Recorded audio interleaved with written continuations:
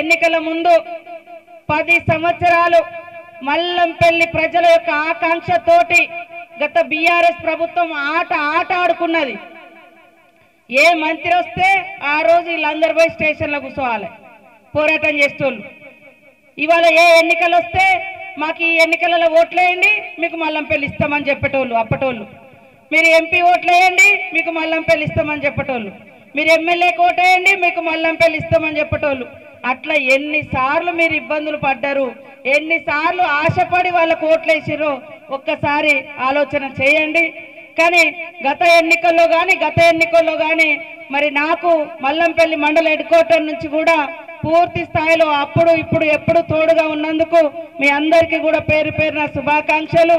ఈసారి ఈ ప్రాంతంలో కూడా అందరు ప్రజలు ములుగు మండలంలో దాదాపుగా మరి మెజార్టీ వస్తే అందులో కూడా ఇక్కడ మల్లంపల్లి కానీ చుట్టుపక్కల కానీ మరి మేము ఇచ్చిన మాట సీఎం రేవంత్ రెడ్డి గారు అప్పుడు పిసిసి అధ్యక్షుడు ములుగొచ్చి మీరెందుకు కొట్లాడతారు, నేనున్నా, మన ప్రభుత్వం వస్తుంది, రాగానే మీకు మండలం ఇస్తా అని చెప్పిండు.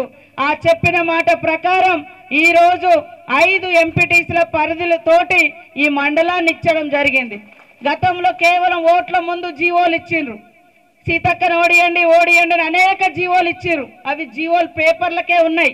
ఇవాళ టీఆర్ఎస్ నాయకులు అంటారు మేము తెచ్చినాం, మీరు ఏడ తెచ్చిర్రు, మీరు ఎక్కడ వేరే నియోజకవర్గాలై మరి రేగొండ మండలాల ఊర్లు ఇళ్ళ కలిపితే వాళ్ళు వద్దని వాళ్ళు లొల్లి, లాస్ట్కి అది రూపం దాల్చలే. ఆ లొల్లులు వద్దని ఈ ప్రాంత ప్రజల ఇష్టంతో ఈ యొక్క మండలాన్ని చేయడం జరిగింది. కాంగ్రెస్ ఎప్పుడైనా కూడా ప్రజలకు మాటిస్తే మాట కట్టుబడి ఉండేటువంటి పార్టీ, అంతే తప్ప ఎలక్షన్ల కోసం ఎలక్షన్ల ముందు ఇచ్చేటువంటి పార్టీ కాదు, ప్రజా సంక్షేమం కోసం పాటుపడే పార్టీ. అందుకనే మల్లంపల్లి మండలాన్ని ఇచ్చినాం, ఇవాళ హెడ్ క్వార్టర్ ఓపెన్ చేసినాం. రేపటి నుంచి మిగతా ఆఫీసులన్నీ కూడా ఓపెన్ అయితే ఈ మండలం కలకల్లాడుతుంది. భూముల సమస్యలు కూడా ఈ భూములు ఎవరైతే ఉమ్మర్ ఖాన్ పేరు మీద చాలా భూములు ఉన్నాయో అవన్నీ కూడా మన కలెక్టర్ గారు, ఆర్డీఓ గారు, మేము వెంటబడుతున్నాం. తప్పకుండా మీ పేర్ల మీద పట్టాలు వచ్చే విధంగా చేయడం జరుగుతుంది. అదే విధంగా ములుగులో కనీసం ఇన్నేళ్ళైనా వాళ్ళు బస్ స్టాండ్ ఇవ్వలే, బస్ డిపో ఇవ్వలే, ఏది కూడా ఇవ్వలేదు. ఈ రోజు ఒక్కొక్క కళ మనం నెరవేర్చుకుంటా ఉన్నాం. అన్ని గ్రామాలకు సీసీ రోడ్లు కానీ, బీటీ రోడ్లు కానీ, మరి కెనాల్లు కూడా తీసుకోవడం కోసం నీటి ప్రాజెక్టులను కూడా ప్రపోజల్ పెట్టినాం. ఈ రోజు మనం వచ్చి రాగానే అక్కడ కొడసలకుంట కాడ మరి తవ్వి చెరువులకు నీళ్లు నింపినాం. రామచంద్రాపురం అటు ఇటు మల్లంపల్లి దాకా కూడా తొందరగానే అవన్నీ కూడా మీకు క్లియర్ అయి 2 పంటలకు నీళ్ళు వస్తాయని కూడా ఈ సందర్భంగా తెలియజేస్తా ఉన్నాను.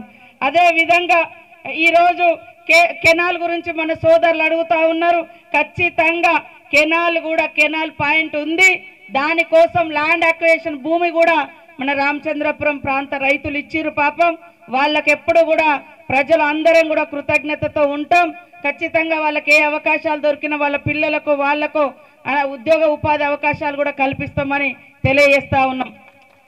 ఈరోజు మీరు చూస్తూ ఉన్నారు, కాంగ్రెస్ వచ్చిన కాడ నుంచి ఉచితంగా మహిళలకు బస్సు, ఉచితంగా ఇళ్లలో 200 యూనిట్ల కరెంటు, అదే విధంగా 21,000 కోట్లతోటి 2 లక్షల వరకు రుణమాఫీ, మరి 500కే గ్యాస్ సిలిండర్. దాదాపుగా ఈ నియోజకవర్గంలో ఈ జిల్లాలో 200 మందికి టీచర్లకు ఉద్యోగాలు వస్తే మల్లంపల్లిలో కూడా ఎంతమందికి వచ్చినాయి? 6గురికి ఉద్యోగాలు వచ్చినాయి. ఈ 6 నెలల్లో సంవత్సరం లోపు ఉద్యోగాలు ఇస్తే 6గురికి వచ్చినాయి. కానీ గతంలో జిల్లాలో 5-6గురికి కూడా ఒక్కరికి కూడా ఉద్యోగాలు రాలే. మనం తెచ్చుకున్న తెలంగాణనే ఉద్యోగాల కోసం, ఉపాధి కోసం. కానీ గత ప్రభుత్వం ఇవ్వలే. మన ప్రభుత్వం 11,000 టీచర్ ఉద్యోగాలు ఇస్తే ఇంట్లో 6గురికి మీ ఊర్లో వచ్చినాయి. ఇంకా కొంతమంది కానిస్టేబుల్ గా కూడా 40 మంది సెలెక్ట్ అయ్యారు. ఇంకా వేరే ఉద్యోగాలలో కూడా సెలెక్ట్ అయ్యారు. కాబట్టి ఇచ్చిన మాట నిలబెట్టుకునే నైజం, ప్రజలకు మంచి చేయాలన్నటువంటి ఆలోచన కాంగ్రెస్కే ఉన్నది. కానీ వాళ్ళ ఆలోచనతోటి ఆట ఆడుకునే ఆలోచన కాంగ్రెస్కు లేదు. ఈ మార్కెట్ యార్డ్ కూడా బాగు చేయాలి, ఈ మార్కెట్ కూడా బాగుండాలని మేము ఆల్రెడీ ప్రణాళికలు చేసినాం. ఇప్పుడు మన ఎంపీ గారితో కూడా సురేఖక్క మాట్లాడి మరి ఒక 50 లక్షలను వారి ద్వారా ఇక్కడ శాంక్షన్ కూడా పెట్టించడం జరిగింది.